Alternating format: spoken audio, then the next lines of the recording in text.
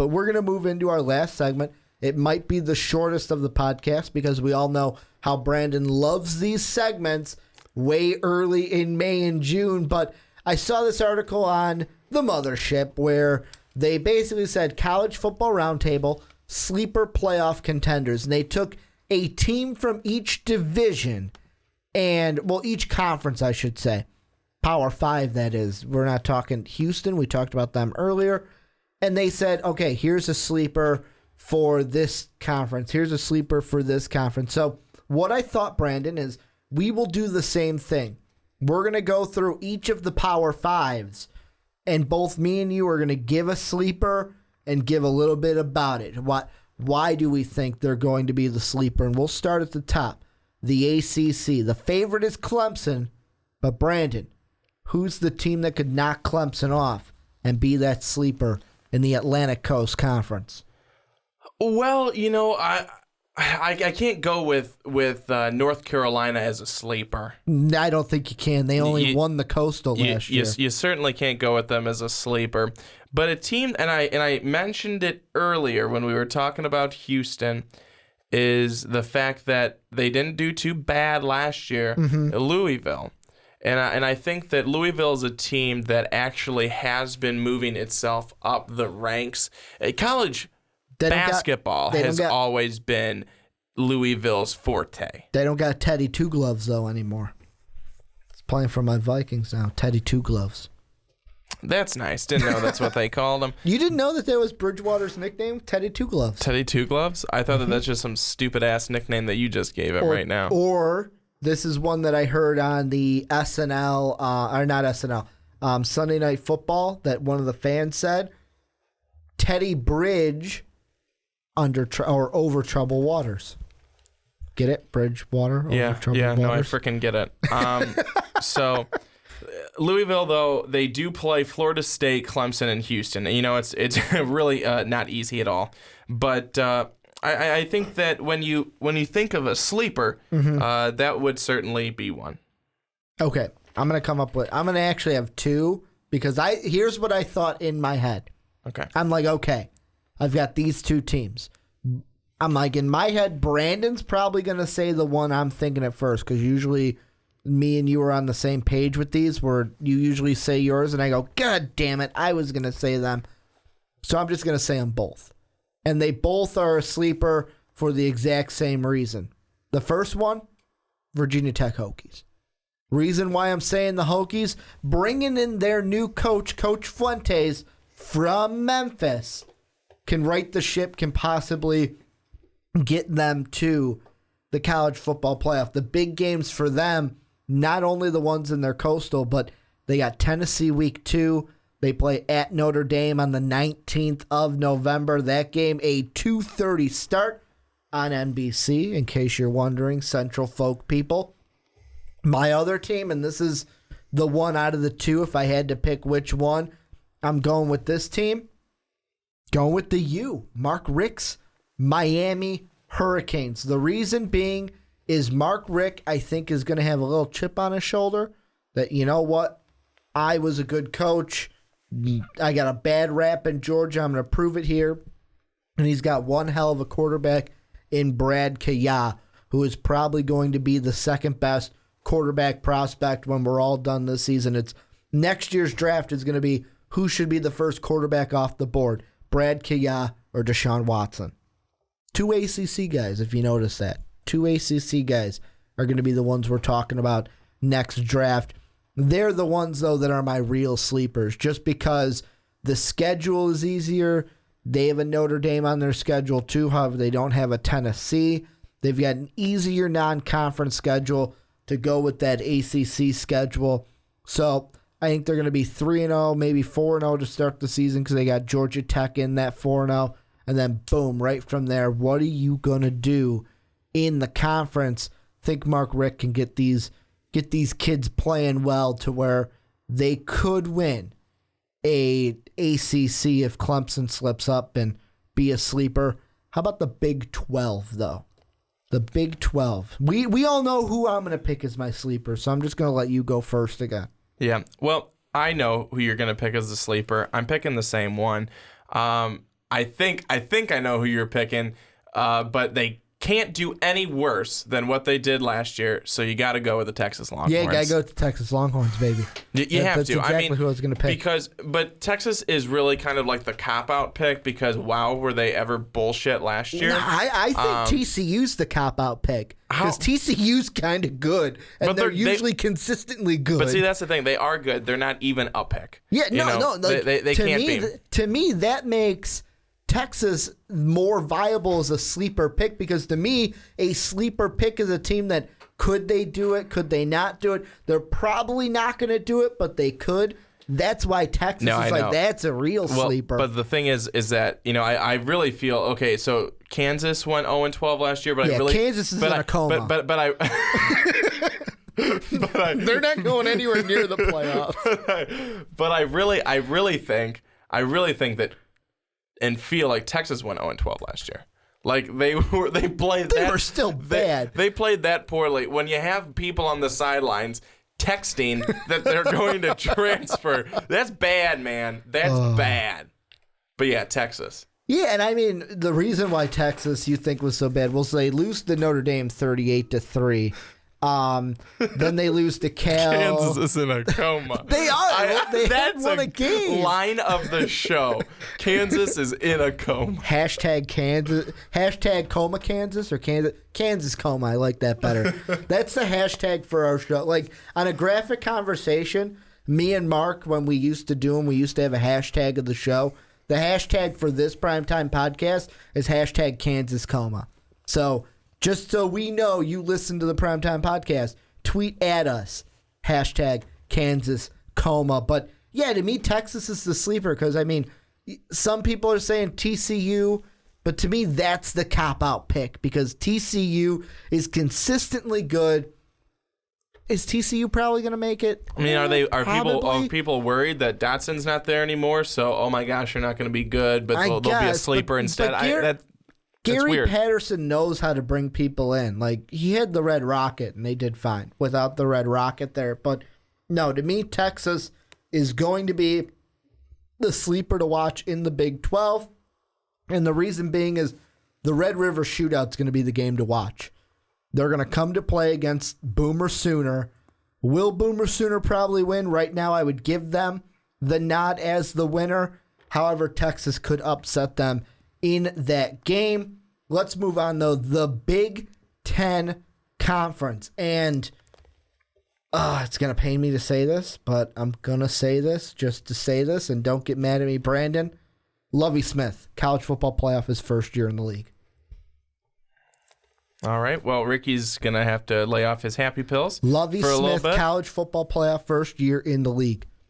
See, I'm gonna go over to the other side. The Big Ten Beast, I call them? Yes, to the East. The Beast. And I'm going to say Indiana.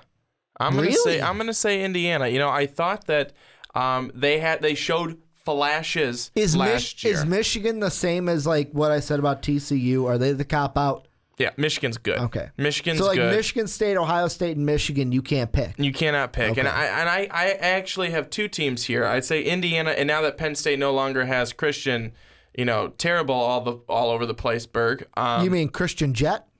Because he's a Jet. Yeah, that move doesn't make sense either. But Penn State, I could see as a possible sleeper. Penn State and Indiana are two team sleepers. They'll probably end up being at the very bottom of the division, and I'll look like an idiot. But, really, what's new with these things? Because I never seem to pick anything right with the way too early bowl crap. So it's okay. Yeah. I mean, and Ricky forces me to do these. It's like what I say in my way too early mock draft last year. 6th overall to the Jets. Who did I have? I had Cardell Jones. How did that turn out? Had him going to the right division. Just had him 2 rounds, or what was it? A couple rounds sooner and to the wrong team. I was thinking Rex Ryan. That's why I said Jets for my way too early. But yeah, my sleeper is Illinois, only because the East is packed. It's probably going to be one of those top 3 that go. The West is going to be a coin flip. I don't think Iowa wins it again. Wisconsin's a question mark for me. Northwestern could probably win the West, but this is Illinois' time. new head coach, great head coach in Lovie Smith. I know it kind of pains me to say that because he was a Chicago Bear, and I'm a Vikings fan, but very proud and excited for my Illini this season. How about the Pac-12? Who's your sleeper? The Pac-12. Who is my sleeper from the Pac-12? I'm going to give you mine first, give you time to think. I'm going to say Washington. And the reason why I bring up Washington is I saw an article today that basically said, should Washington worry about a hype jinx? I don't think it's going to happen. I think that this team is going to be good this season. They could possibly run the table because I'll tell you what, Oregon is on a decline to me. Stanford, they're my favorite right now. Oregon's on a decline. Cal and Washington State Oregon State's also in a coma, but they're in a better state than #Kansas coma. I'm going to go with Washington as my sleeper in the Pac-12. Well, how about this? Doesn't make sense, and it shouldn't be a sleeper pick. Colorado. No. You're going to say USC or UCLA, aren't you? I was going to say USC. Yeah. I would say USC. They won the division last year. Doesn't matter. They've had so many problems. And they have Clay Helton taking over. So many problems. They have a new head coach. They really didn't play all that well last year. Let's be honest. The division's not hard. Okay. But I'm going to say USC, that not only could they win the division this year again, but they run away with it this year, and they go somewhere. Okay. How about that? Okay, maybe. College, so you're saying college football playoff Trojans. I didn't say that's what you're saying? You said that. #Brandon Trojan playoff. And we're going to go now to the last Power 5 conference. Brandon, this is your conference. The floor is yours. Who is the sleeper team right now in the SEC to make the college football playoff? Who's going to beat and overcome the great champ that Garrett Cole thinks isn't that good in Alabama? Well, I don't have that team, but I have a team that could be pretty good, and I'm going to say Arkansas. Oh, you son of a bitch. You son of a bitch. That is I'm like, I'm going to pick Arkansas because I don't think Brandon's going to pick them. Oh, you son of a bitch. I thought you were going to go with Georgia. No. So I'm going to go with Georgia. But all right. Why Arkansas, you SOB? I say Arkansas because did you see the way that they played towards the end of the season last year? Yes, I did. That's why I was going to pick them. And so did everybody else. So I think that Arkansas really is a team, the last couple of years, they've been put down behind the Ole Misses, the LSUs, the A&Ms. A&M, we've talked about them. They could have their issues. Ole Miss, they could have their issues. LSU, they'll still be good. Alabama is the best. And Arkansas is a team up and coming, 8-5 this past year, 5-3 within the conference. This is a team on the rise. Watch out for Arkansas this year. I kind of want to say two. I'm going to say Georgia just because I think Kirby Smart is going to do a similar thing at a Power 5 school that Herman did at Houston. And that's bring them to exactly the kind of solid football team they need to be. However, I'm also going to throw out Tennessee because Tennessee to me, 9-4, 5-3 in the conference last year, but they're a team that, and with the SEC, I feel like you can pick some of these higher teams only because you can get to the point of not just sleeper to win their side of the division, but Tennessee, Georgia. Could you imagine a year this year where Georgia wins the East, plays Alabama in the SEC title game, and Kirby Smart beats the mentor of Nick Saban, and Georgia just trumps Alabama? That's how you can get. That's why the SEC, I'm taking two teams that you're like, Ricky, they're 10-3 and 9-4. This isn't really sleepers. Well, yeah, they are when you look at the team that they possibly have to go through just to get to a playoff game. Yeah, no, I agree with you. I think that's an interesting take on it, but it's definitely something that could happen. I think that, by choosing Tennessee. We saw what Tennessee could do last year. Mm-hmm. They had some flashes, but those were quickly faded, and it faded to nothing. I got one last question for you before we wrap up this podcast. You ready? Yeah. If you had to tell me right now, if you had to make the pick of for sure this team is making the college football playoff all the way in May, which team are you picking? Houston or Notre Dame? If you had to put all your money on that team to make the college football playoff May 16th, 2016. Houston or Notre Dame? Probably the two best non-Power 5 teams we're going to see. Well, outside of the Power 5 conference. I say Notre Dame because they're not in a conference.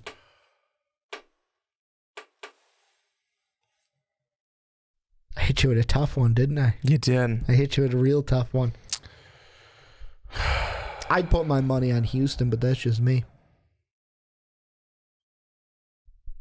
The Golden Domers, that's who you want to pick because you're a Notre Dame fan. But you can't go against Houston. I think I'm going to go Houston. They have a very, very tough schedule, I think, especially when you have Oklahoma in there. And knowing that they really can't lose any games. Mm-hmm. Well, you can't. But you can't. I will still go with Houston. Yeah, I'll go with them. I'll go with them because, let's be honest, it really doesn't matter. You want to know something funny to end the podcast? Certainly. Notre Dame released its federal tax return earlier today on Monday. And once again, the school paid former coach Charlie Weiss more than current coach Brian Kelly. But that's going to do it for the Primetime Podcast this week. Remember, tell me down below in the comments section, whether you're listening on SoundCloud or YouTube, let me know what the best things in the world that Garrett Cole doesn't think is the best, because apparently he just thinks that these great things like the Beatles and Alabama and the Cubs aren't really the best that we have. So let me know down below. Like I said earlier at the beginning of the podcast, I will take the best ones from the comment section and I will record a video with those comments and I will read them to everyone. So have a chance to have your comment featured in an MVP video by letting me know down below Garrett Cole doesn't think that blank is the best when it really is the best. You can go ahead and follow us on Twitter. I'm at Ricky Widmer. Brandon is at young_swan19. You can also check us out at Most Valuable Pod on Twitter and on Snapchat. Patreon.com/Most Valuable Podcast if you want to give us a little bit extra support on top of liking and subscribing and reposting and liking the video on SoundCloud and YouTube. Want to thank our sponsor for this podcast, ShoeIn.com. Go click that link down below to get your special invite to ShoeIn.com. And I want to thank you guys for listening to this podcast. We will see you next week. But as always, have a good day, everybody. Thank you for listening to this MVP podcast. Follow us on Twitter at Most Valuable Pod for more great podcasts.